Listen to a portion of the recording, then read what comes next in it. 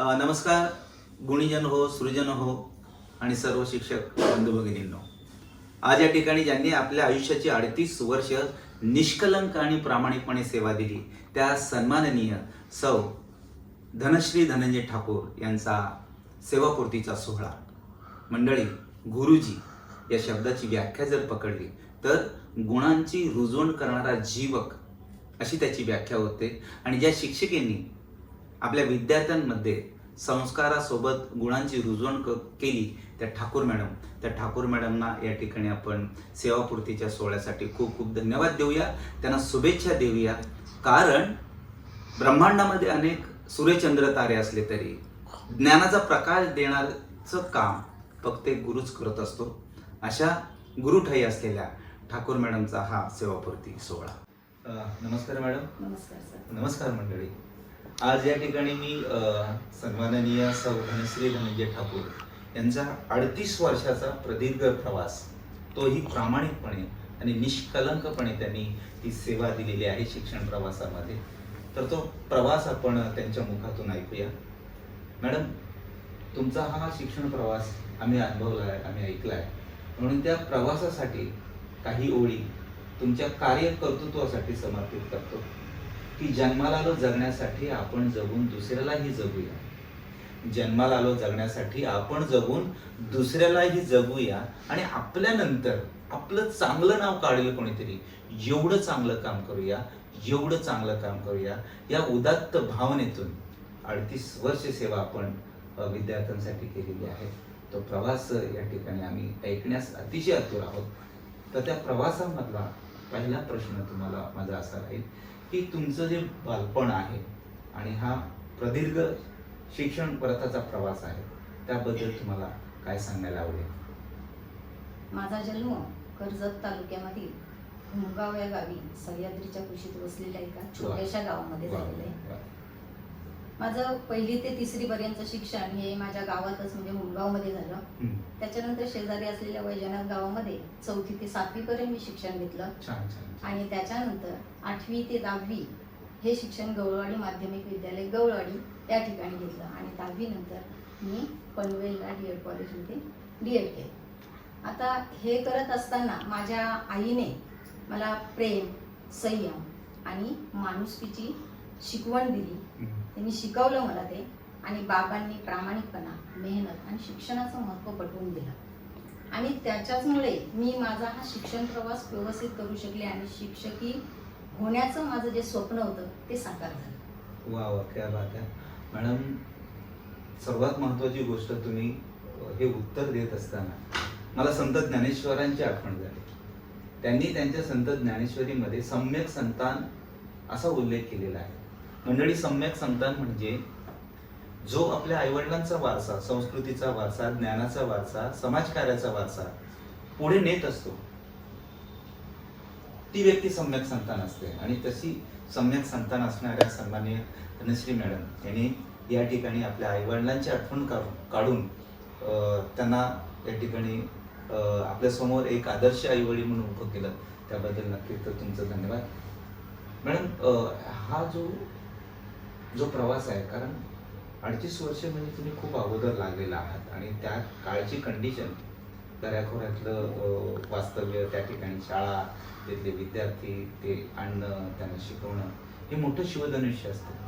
हे पेलत असताना आणि एवढ्या विद्यार्थ्यांना आपण ज्ञानदान देत असताना एखादं अविस्मरणीय आठवण तुमची विद्यार्थ्यांबद्दल असेल तर नक्की आम्हाला आवडेल ते ऐकायला. मी सेवा करत असताना कुंभडभुजी शाळेमध्ये जेव्हा मी होते त्यावेळेला एक दिवस संध्याकाळी 5:30ला शाळा सुटली. आणि त्यावेळेला काय झालं की मुलं दरवाजा लावत होते ऑफिसचा. एका मुलीचा हात त्या दरवाजाजवळ होता. ते मुलाच्या लक्षात आलं नाही. त्यांनी दरवाजा खेचला आणि तिची 4ही बोटं ती त्यावेळेला म्हणजे हार्ट तिचं हे झाल्याने ती बोटं लघु पडल्यासारखी झाली. माझा वर्ग शेवटचा होता, पण ते बघितल्यानंतर सगळे घाबरले. आम्ही 8 शिक्षक होतो, मुख्याध्यापक आणि उपशिक्षक आम्ही 7 होतो. सगळ्यांनी आवाज दिला, ठाकूर मॅडमना बोलवा. मी आले, बघितलं, पर्स मधला रुमाल काढला, तिचा हात पहिल्यांदा गुंडाळला आणि तिच्या वडिलांनी फोन केला. मुख्याध्यापकांनी, वडील तिच्या ड्युटीवर होते आणि आई पण कुठेतरी म्हणजे शेजारच्या गावात गेलेली होती. वडिलांनी फोन करून आईला सांगितल्यानंतर आई येईपर्यंत आम्ही गाडीची व्यवस्था केली होती. तेव्हा शिक्षकांकडे 4 व्हीलर वगैरे नव्हत्या. गावातून गाडी मागवली आणि आम्ही पनवेलला तिला घेऊन येत होतो. पण येत असताना मी त्या मुलीला आईजवळ दिली नाही, तिला हात दाखवला नाही मुलीचा. मी माझ्या मांडीवर त्या मुलीला घेऊन इथे आले. नंतर एका शिक्षकांनी उचलून घेतलं तरी सुद्धा मी तिचा हात सोडला नाही. आणि आल्यानंतर वडिलांना यायला वेळ होता म्हणून वडिलांनी तिचे काका नवीन पनवेलला राहत होते, त्यांना फोन केला की असं असं झालंय, तू हॉस्पिटलमध्ये जा. आम्ही खूप घाबरलेलो होतो सगळे. आणि त्या काकांना ते दिसलं की सगळे शिक्षक घाबरलेले आहेत, वडील काय बोलतील, काका काय बोलतील. पण त्याने आम्हाला धीर दिला. मी सांगेल भावाला, हा यात तुमची काहीही चुकी नाहीये, तुम्ही घाबरू नका, टेन्शन घेऊ नका. आणि जवळजवळ आम्ही 10 वाजेपर्यंत सगळे शिक्षक हॉस्पिटलमध्येच होतो. आणि त्याच्यानंतर मग त्या मुलीला दुसऱ्या दिवशी नेरूळच्या हॉस्पिटलमध्ये त्याच्या मुलीला वडील घेऊन गेले. एक बोट थोडस हे झाल्यानंतर 3 बोट तिचे व्यवस्थित झाले, म्हणजे हाडं ती जुळली गेली. पण तो प्रसंग म्हणजे कधीही विसरणार नाही असा प्रसंग होता. त्यावेळेला आम्ही सगळेच खूप घाबरलो होतो. पण पालकांचं सहकार्य अतिशय उत्तम मिळालं त्यावेळेला. पालक अजिबात आम्हाला त्या बाबतीत काही बोलले नाही. मॅडम, हा जो प्रसंग आहे ना तुमचा, तो नक्कीच अशा खास शैलीतला आहे की बघा, मला तर साहेबांबरोबर बोलत असताना एक अनुभव आला की तुम्ही कुठे आदर्शसाठी कधी झाटलात नाही किंवा आदर्श शिक्षिका पुरस्कार मिळावा की मला कोणी आदर्श म्हणावं अशासाठी अट्टास धरला नाही. म्हणून एक वाक्य नेहमी मला तुमच्याबद्दल मला असं वाटेल की आदर्शाचं प्रमाणपत्र कुठल्याही कागदावर लिहिले नसतं. मंडळी, आदर्शाचं प्रमाणपत्र कुठल्या कागदावर लिहिले नसतं, तर ते विद्यार्थ्यांच्या मनावर असं कोरलेलं असतं. हे कोरलेलं नाव, आदर्श शिक्षिका म्हणून कोरलेलं नाव म्हणजे सन्माननीय मॅडम धनश्री धनंजय ठाकूर मॅडम. कारण त्यांनी हे जे काम केलंय ते खूप प्रामाणिकपणे केलं. आणि खरंच या आदर्शाचा वसा आम्ही तुमच्याकडून नक्कीच घेणार आहे की कुठलीही अपेक्षा न ठेवता प्रामाणिकपणे शिक्षण सेवा देण्याचं काम आपण तुम्ही करत आहात. त्याबद्दल खूप खूप धन्यवाद. नक्कीच पुढे मला तुम्हाला असं वाटेल की आपले जे सहकारी आता म्हणताय, तुम्ही 8 शाळा तुम्ही आतापर्यंत केल्या, हे अष्टक पूर्ण करत असताना अनेक सहकारी तुम्हाला सिनियर्स असतील, ज्युनियर्स पण असतील. मग हे जे सहकारी मिळाले त्याबद्दल तुम्हाला काय मत व्यक्त करायचं वाटेल? ज्या वेळेला मी शाळेवर हजर होत होते, प्रत्येक पहिली माझी जी ऑर्डर होती तळवडे बुद्रुकला होती. माझं वय वर्ष 20 होतं. त्या ठिकाणी मला सिनियर शिक्षक होते, ती 4थी पर्यंतची शाळा होती. त्याच्यानंतर ज्या ज्या शाळेंवर मी गेले त्या ठिकाणी मी ज्युनियरच होते, सगळे सिनियर असायचे. आणि शेवटची जी माझी मोठेवळे शाळा आली त्या ठिकाणी मात्र मी सिनियर होते आणि त्याच्यामुळे मुख्याध्यापक म्हणून पद मला तिथे भूषवण्याची मला संधी मिळाली. मग एकंदरीत ते आपले जे सहकारी होते, साहेबांबरोबर बोलताना मला नक्कीच आठवलं की जे सहकारी मिळाले ते खूप चांगले मिळाले, गोडी मिळाले, समजून घेणारे मिळाले आणि समजावून सांगणारे मिळाले, सहकार्य करणारे मिळाले.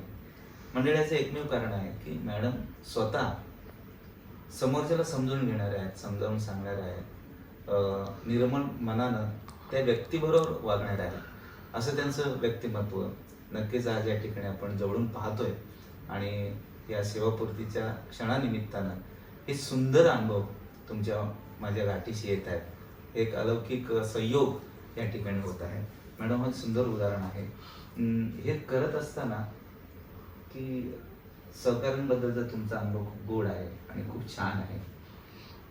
विद्यार्थ्यांबद्दल तुम्ही काय म्हणाल की तुमच्या या 38 वर्षाच्या प्रवासामध्ये हजारो विद्यार्थी तुमच्या हाताखालून गेले असतात, मग तुमचं विद्यार्थ्यांबद्दल काय मत आहे ते आम्हाला ऐकायला आवडेल. मी 8 शाळेमध्ये काम केलं.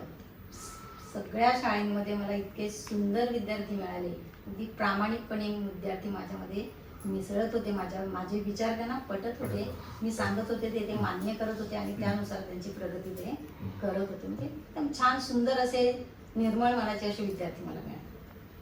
येस, विद्यार्थ्यांसाठी प्रामाणिकपणे जो काम करतो ना तो खरा प्रामाणिकपणे हाडाचा शिक्षक. त्याला फर्स्ट कॅटेगरी मधला टीचर म्हटलं जातं आणि त्या फर्स्ट कॅटेगरीमध्ये तुम्ही मोडताय. कारण कुठलाही अट्टास तुम्ही केलात नाही इथपर्यंत आणि खूप खूप असं नावलौकिक की मी काम केलंय आणि ते जगाला दाखवण्यासाठी कुठलाही साधा प्रयत्न सुद्धा केलेत नाही. तुम्ही तुमचं सेवाव्रती प्रामाणिकपणे करत आलेला आहात. असं काय मी माझ्या विद्यार्थ्यांसाठीच काम केलेलं आहे. मी माझ्या विद्यार्थ्यांमध्ये जास्त रमून जायचे. माझा पूर्ण दिवस माझ्या विद्यार्थ्यांमध्ये असायचा आणि माझे विद्यार्थी माझ्याशी अगदी समरस व्हायचे. खूप म्हणजे त्यांना माझ्याविषयी आवड वाटायची. एखाद्या दिवशी जर मी गेले नाही ना, ते वाट बघायचे. दुसऱ्या दिवशी विचारायचे, मॅडम तुम्ही का नाही आला? आम्ही तुमची वाट बघत होतो, असे विद्यार्थी बोलायचे. त्याच्यामुळे मला विद्यार्थी खूप प्रेमळ मिळाले सगळ्या शाळेमध्ये. हे प्रेमळपणा जो तुमचा आहे तो विद्यार्थ्यांमध्ये होता आणि त्या विद्यार्थ्यांबरोबर तुमचा एक सुंदर गोड आणि अतूट असा ऋणानुबंध जपला गेला. हा मूळ तुमचा स्वभाव आहे, त्यामुळे त्या पद्धतीने तुम्हाला विद्यार्थी मिळत गेले. तर 38 वर्षाचा हा अलौकिक प्रवास आहे माझ्या मताने, कारण खूप मोठा स्पॅन आहे आणि एवढा मोठा स्पॅन शांत आणि संयमानं आणि प्रामाणिकपणे पूर्ण करणारे खूप कमी लोक आहेत. कारण 38 वर्षानंतर तुमच्याकडे पाहिल्यानंतर तुमच्या चेहऱ्यावरचे भाव, तुमची देहबोली, तुमच्या चेहऱ्यावरचे जे हास्य आहे, जो निर्मळपणा आहे आणि त्याचबरोबर एक कॉन्फिडन्स, आत्मविश्वास आणि सरळ साधेपणा हा खूप कमी लोकांमध्ये दिसतो. त्याचं मॅडम मला असं वाटतं मंडळी एकमेव कारण असतं की पुण्यवंत देही पुण्यवंत सोहळे आणि काय तिथे चालेल. खरं तर मॅडमचा हा सेवापूर्तीचा सोहळा हा पुण्यवंतांचा सोहळा आहे, संत तुकाराम महाराजांनी म्हटलेला आहे. कारण बघा, त्यांच्या 2 मुली आहेत, खूप उच्च शिक्षित आहेत आणि त्यांनी ज्या पद्धतीनं आपल्या विद्यार्थ्यांसाठी एक चांगल्या प्रामाणिक कामातून त्यांनी दान केलेलं आहे ज्ञानाचं, अगदी त्यामुळेच त्यांच्या मुली सुद्धा चांगल्या वेल एज्युकेटेड होऊन त्या आपल्या आपल्या मार्गाला लागलेल्या आहेत.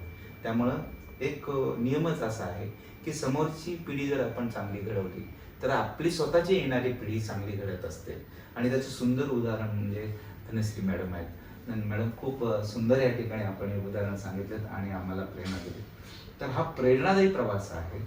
त्या प्रवासामध्ये खूप तुमच्या हृदयाच्या जवळचा मी प्रश्न विचारतोय की ह्या प्रेरणादायी प्रवासामध्ये तुम्हाला तुमच्या कुटुंबाचं योगदान, कुटुंबाचं सहकार्य कशा पद्धतीने लाभलं ते नक्कीच आम्हाला ऐकण्यासाठी आम्ही उत्सुक आहोत.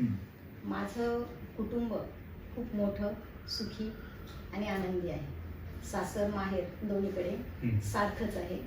आणि मॅडम, या प्रदीर्घ प्रवासामध्ये आपल्या कुटुंबाचं योगदान मला कसं लाभलं?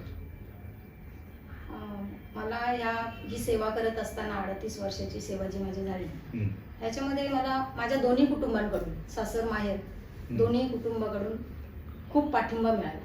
त्यांचं सहकार्य खूप मला मिळालं. यात मला विशेष सांगायचं म्हणजे कोणत्याही प्रसंगी, एखादा प्रसंग जर असेल घरी, सर आणि आम्ही दोघेही ड्युटीवर असायचो, मुली घरी असायच्या आणि अशा वेळेला कोणता जर प्रसंग आला तर सरांची 2 नंबर बहीण घरी म्हणजे ड्युटीवर नव्हत्या, बाकी 2 जणी ड्युटी करत होत्या. त्याच्यामुळे त्यांना फोन केला की त्या लगेच इथे यायच्या. दुसरी गोष्ट म्हणजे माझ्या सासूबाईंनी माझ्या मुलींचा इतका छान सांभाळ केलेला आहे ना. आम्ही अगदी टेन्शन फ्री असायचो शाळेमध्ये. कितीही वेळ झाला तरी आम्ही टेन्शन फ्री, मुलींची आम्हाला चिंता नसायची. कारण सासूबाई इतक्या काळजीपूर्वक त्यांचं काम करत होत्या. सकाळच्या शाळेत जाताना आम्ही सकाळी लवकर जायचो. त्यांना उठवणं, त्यांची आंघोळ करणं, त्यांची शाळेची तयारी करणं, रिक्षेत नेऊन बसवणं, टिफिन वगैरे देणं, हे सगळं काम सासूबाईंनी केलेलं आहे. त्यांचं खूप मोठं सहकार्य मला मिळालेलं आहे आणि त्याच्यामुळे माझा हा जो सेवाकाळ ह्या कुटुंबाच्या पाठिंब्यामुळे यशस्वीरित्या मी पार केलेला आहे. ओके, छान.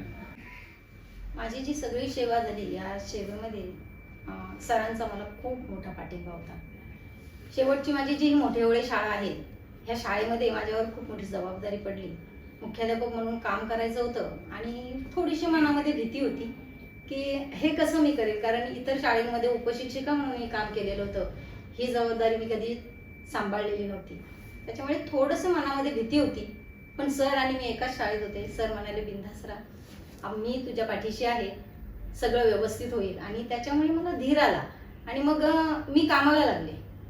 आणि प्रत्येक वेळेला सर मला मार्गदर्शन करत होते, हे असं कर, इथे असं कर, ह्याच्यासाठी इकडे जा, त्याच्यासाठी तिकडे. म्हणजे प्रत्येक वेळेला सांगायचे, ह्या असं केलंस तर तू त्याच्यात यशस्वी होशील. तू तुझं काम व्यवस्थित पार पाडशील, अशी सरांची नेहमी मला म्हणजे नेहमी सांगायचे. सरांचं मार्गदर्शन खूप मोलाचं झालं.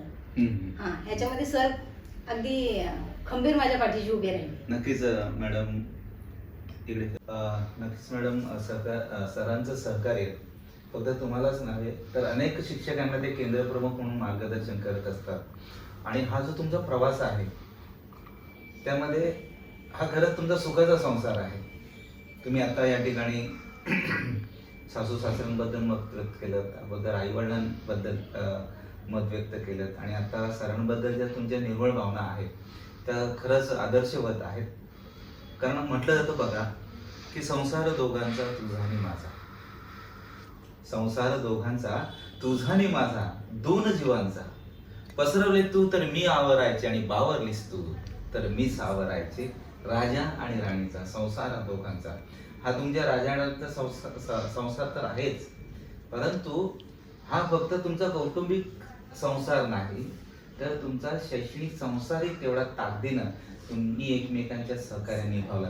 ही नक्कीच खूप मोठी कौतुकाची बाब आहे आणि हे ऐकून आम्हाला खूप खूप आनंद आणि आम्हाला प्रेरणा मिळत आहे. पुढील प्रश्न असा आहे की मुख्याध्यापिका म्हणून तुम्ही ज्यावेळी तुमच्या हातात ते पद आलं त्यावेळी तुम्ही कुठल्या गोष्टींना प्राधान्य दिलं? म्हणजे शाळेच्या विकासासाठी तुम्हाला कुठल्या गोष्टी प्राधान्यक्रम देऊन पूर्ण कराव्याशा वाटल्या आणि त्या तुम्ही पूर्ण केल्या? अशा काही गोष्टी? मोठ्या वेळी शाळेत ज्या वेळेला मी 2019ला आले त्यावेळेला शाळेचा पट खूप कमी होता आणि मग मी त्याच्याकडे फोकस केलं की पट वाढवायचा. आणि तुम्हाला मी सांगते की या 7 वर्षामध्ये मी दरवर्षी पट वाढवत गेले. म्हणजे पट नोंदणी करताना मी पालकांशी अगदी संयमाने वागले आणि त्याच्यामुळे पालक सगळे माझ्याकडे येत होते. ऍडमिशन देताना मी कधीही त्यांना नाही म्हणाले आधार कार्ड नाही म्हणून ऍडमिशन मिळणार नाही असं मी त्यांना कधी म्हणाले नाही. त्यांना प्रवृत्त केलं, हे करा, असं करा, इथे होईल. आणि नंतर मग मी आता ऍडमिशन दिल्यानंतर आधार कार्ड व्हॅलिड नाही, मग आता त्याच्यासाठी काहीतरी करायला पाहिजे. मग आधार कार्ड सेंटर कुठे कुठे आहे ते शोधून काढले. त्याच्यानंतर पालकांना त्या ठिकाणी मी जाण्यासाठी प्रवृत्त केलं. पालकांचंही खूप छान सहकार्य मिळालं. सगळे पालक अगदी आवडीने मॅडम सांगतात चला जाऊया, सकाळी उठून लवकर येणं, नंबर लावणं, त्याच्यानंतर मुलांना पुन्हा घेऊन येणं. त्यांना ड्युटीवर जायचं असायचं पण त्याच्यात ते वेळ काढायचे आणि आधार कार्ड सगळ्यांनी ते व्हॅलिड केले. त्याच्यानंतर आणखी एक म्हणजे विद्यार्थी सुरक्षिततेच्या दृष्टीने मी माझ्या शाळेमध्ये खूप म्हणजे जेव्हा चार्ज घेतला ना त्याच्या लगेच दुसऱ्याच वर्षी मी सीसी कॅमेरे बसवले वर्गात. विद्यार्थी सुरक्षितता ह्याच्याकडे माझा जास्त फोकस होता आणि त्याच्यासाठी मी वर्गांमध्ये सीसी कॅमेरे बसवून घेतले आणि विद्यार्थी सुरक्षेच्या दृष्टीने तेवढं चांगलं कार्य होईल त्यांनी बघितलं. वा वा, छान. म्हणजे विद्यार्थी हा केंद्रबिंदू ठेवून तुम्ही तुमचं आजपर्यंत काम करत आलेला आहात. आणि मंडळी, मॅडम बद्दल एक गोष्ट तुम्हाला सांगावीशी वाटते की धनश्री मॅडमनी फक्त शिक्षण दिलं नाही तर संस्कार सुद्धा दिलेले आहेत. आणि ह्या त्यांच्या कार्यकर्तृत्वामधून आपल्याला एक शिकण्यासारखं आहे की शिक्षणासोबत संस्काराचं ओझं घेणारा विद्यार्थी आपली उंची गाठत असतो कर्तृत्वाची. अशी संस्कार आणि शिक्षण देणाऱ्या सन्मानित ठाकूर मॅडम, खूप खूप धन्यवाद. आणि मॅडम, आज फक्त तुमचा 38व्या वर्षानंतरचा सेवापूर्तीचा क्षण नाही तर तुमचा 58वा वाढदिवसही आहे. आपण सगळ्यांनी मॅडमना वाढदिवसाच्या शुभेच्छा देत आहोत. परंतु ह्यापुढे मला असं विचारावंसं वाटतं की सेवापूर्तीचा क्षण आहे, आज सगळी मंडळी तुम्हाला भेटायला येतात. शैक्षणिक, सामाजिक, राजकीय, आर्थिक, कला, क्रीडा, सांस्कृतिक, न्याय, विधी अशा विविध क्षेत्रातील मंडळी आज तुम्हाला भेटून गेलेली आहे. मग एकंदरीत आजच्या कार्यक्रमाबद्दल आणि तुमच्या ह्या प्रवासाबद्दल तुमच्या भावना काय आहेत? आजचा हा कार्यक्रम बघितल्यानंतर माझं मन खरोखर भरून आलेलं आहे. आणि या ठिकाणी मी काम करत असताना म्हणजे मुख्याध्यापक काम करत असताना मला सगळ्यात मोठं सहकार्य जे शाळा व्यवस्थापन कमिटी आहे त्या कमिटीचे अध्यक्ष, उपाध्यक्ष आणि सगळ्या सदस्यांचं खूप म्हणजे सहकार्य मिळालेलं आहे. त्याचप्रमाणे ग्रामस्थ अगदी कोणतीही गोष्ट सांगितली तरी ते अगदी सहजरित्या मॅडम आम्ही आहोत, तुम्ही करा, म्हणजे ते असे कधी म्हणाले नाहीत. प्रत्येक वेळेला ते मला चांगलं मार्गदर्शन करत होते, मला ती सहकार्य करत होते. हा ठीक आहे मॅडम, तुम्ही करा, हे चांगलं आहे, असं सहकार्य करायचे. आणि विद्यार्थ्यांचं सांगायचं म्हटलं तर विद्यार्थी खूप प्रेमळ आहेत आणि त्या विद्यार्थ्यांचंही मला चांगलं सहकार्य मिळालंय. मी सांगितलेल्या सूचनांचं वगैरे विद्यार्थी अगदी काटेकोरपणे पालन करत होते. वा वा, छान छान छान. एकंदरीत हा प्रवास आपण ऐकला मॅडमच्या सुमुखातून, आणि हा सुलक्षणी क्षण अनुभवत असताना बघा मंडळी, या क्षणाला मला संत कबीरांची आठवण होते. त्यांनी शिक्षकांबद्दल सुंदरसं असं वाक्य त्यांनी लिहून ठेवलेलं आहे की पृथ्वीतळाचा कागद केला, साता समुद्राची शाही केली. पृथ्वीतळाचा कागद केला, साता समुद्राची शाही केली, आणि असंख्य झाडांची लेखणी करून जर एका गुरुचं महत्व लिहायला गेलो तर हे सारं काही अपूर्ण आहे. एवढं महान कार्य एखाद्या शिक्षकाचं आहे. त्यामुळे आता मी किती जरी प्रश्न विचारले आणि त्यांनी किती जरी उत्तर दिले तरी त्यांचा कार्यकर्तृत्वाचा जो सोहळा आहे तो आपण शब्दात बांधून ठेवू शकणार नाही. एवढं मोठं काम या ठिकाणी मॅडम यांनी केलेलं आहे. त्यामुळे ते काम करत असताना आता आम्ही अजून शिक्षण प्रवाहात आहोत.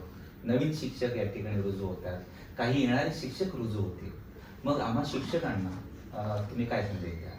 मी सर्व शिक्षकांना असं सांगू इच्छिते की शिक्षण म्हणजे फक्त शिकवणे नाही, तर विद्यार्थी घडवणे आहे, त्यांना मार्गदर्शन करणे आहे.